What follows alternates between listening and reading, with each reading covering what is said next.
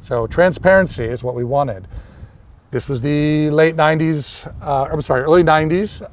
In California, that was not the ethos in California for the most part.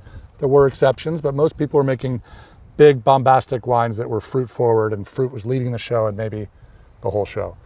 And so my brother, who was making wine in Santa Cruz, said, look, we have all these little microclimates here along the coast because of the Pacific Ocean.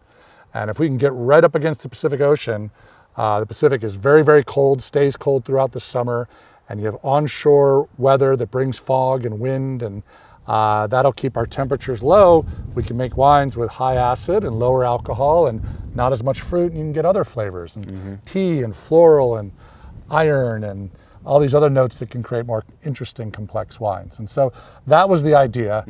We trespassed up and down the coast, all the way from what's now Santa Rita Hills up through, we went to Oregon, even up to Walla Walla, but we were camped out on the Lost Coast in Humboldt County, which is known for that other product.